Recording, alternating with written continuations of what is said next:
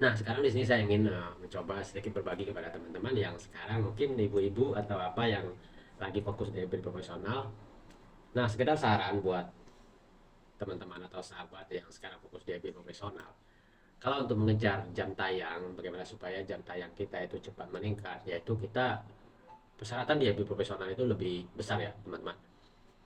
Harus mencapai 60.000 jam tayang dalam 60 hari terakhir dan 5.000 pengikut. Sedangkan untuk YouTube hanya kita butuh 1.000 subscriber dan 4.000 jam tayang saja. Bahkan kebijakan terbaru sekarang ini cukup 500 subscriber dan 3.000 jam tayang kita sudah bisa mendaftar monetisasi dan bisa mengaktifkan beberapa fitur dari YouTube tersebut. Selain dari iklan ya, teman-teman. Nah, kembali lagi, bagaimana cara mendapatkan atau cepat mengejar jam tayang di profesional? Kuncinya hanya satu, ya tidak jauh beda sih dengan YouTube ya. Coba fokus di konten-konten yang menarik. Beda dengan YouTube. Kalau YouTube mungkin untuk tontonan-tontonan yang bersifat serius atau segala macamnya, tutorial atau apa, mungkin di YouTube sudah banyak dan orang sudah pasti cenderungnya ke YouTube karena dari dulu YouTube itu sudah dapat nama, orang sudah tahu kalau mau cari tutorial segala macam yang kita butuhkan yang tidak kita ketahui, ya orang larinya ke YouTube bukan ke FB profesional. Nah, kalau kita membuat sebuah tutorial di FB profesional, saya rasa sih kurang cocok ya, teman-teman. Jadi untuk di FB profesional itu kita lebih fokus saja ke konten-konten yang menarik, menghibur. Jadi kalau saya lihat tuh sekarang ini FB profesional itu lebih cocok kepada konten-konten yang menghibur, lucu-lucuan atau segala macam. Nah, permasalahannya sekarang ibu-ibu yang ikut sekarang FB profesional itu lebih cenderung fokus dan banyak membuat konten-konten masak. Memang tidak bisa dipungkiri juga, memang tugas seorang ibu-ibu rumah tangga itu memang bisanya cuma masak ya, teman-teman. Saya tidak bisa menyalahkan juga karena kesehariannya mereka masak, ya tentu mereka membuat konten-konten seputar masakan. Tidak menjadi masalah. Yang jadi masalah itu masakan yang kita buat itu seperti apa. Kalau kita hanya memvideokan, kita buat sebuah reel, sebuah video kita memasak hari ini gulai, goreng atau segala macam. Tentunya masakan yang kita buat itu juga dibuat orang lain di sana. Jadi spesial dari konten kita itu apa? Ketika kita melakukan tutorial, membuat tutorial, hari ini guys kita memasak sayuran, tumis segala macam, ikan tongkol, ikan bawal segala macam. Tentunya masakan yang kita buat itu juga dibuat orang di sana. Jadi untuk apa orang menonton video kita sedangkan mereka juga bisa membuat apa yang masakan yang kita buat itu juga.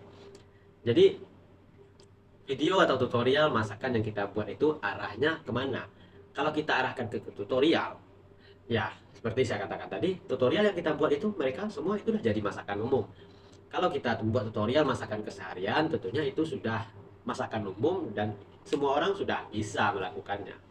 Lain hal kita buat tutorial, mungkin masakan yang agak aneh, yang agak unik, segala macam yang belum dibuat orang, atau kita mengkolaborasikan membuat ini dicampur dengan ini jadinya hasilnya seperti ini, itu bisa jadi akan ada peminatnya.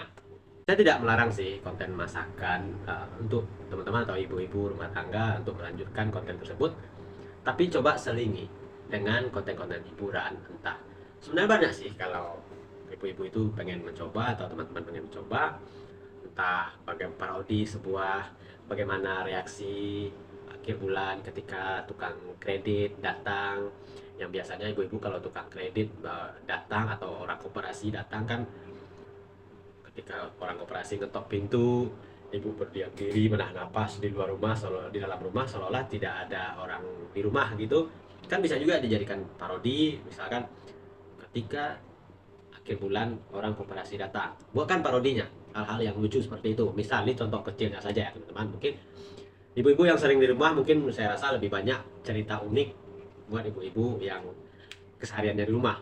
Lain kalau bapak-bapak atau laki-laki yang di luar sana, mungkin saya rasa ibu-ibu lebih banyak ide, entah itu kelucuan kelakuan anak kita sehari-hari kan bisa saja. Intinya selingi dengan hiburan, jangan terlalu monoton fokus di konten masakan karena itu akan membuat penonton jenuh ketika video masakan kita lewat lagi di beranda penonton, pasti penonton berpikiran, ah palingan channel ini ya memvideokan masakan kesehariannya. Kemarin dia buat gulai ikan, paling sekarang buat gorengan atau tumis kangkung segala macam. Ya tentunya saya juga bisa kok, apa yang saya nonton, kecuali cara penyampaian kita di video itu agak sedikit unik yang membuat orang ketawa, ya mungkin bisa jadi orang akan menonton video kita. Tapi kalau hanya sekedar harian itu saja, ya saya sarankan selingi dengan konten hiburan ya, teman-teman semua, agar jam tayang itu meningkat. Kenapa saya sarankan ke hiburan? Karena di zaman sekarang ini orang lebih fokus ke hiburan, bukan hal yang serius. Karena dunia ini sudah terlalu rumit bagi orang-orang yang selalu sibuk dengan uh, kehidupannya ya teman-teman. Jadi ketika kita beristirahat, kita butuh relax, butuh video-video yang bisa menghibur otak kita agar relax kembali. Oke, sampai jumpa di video berikutnya. Salam dari Kendra.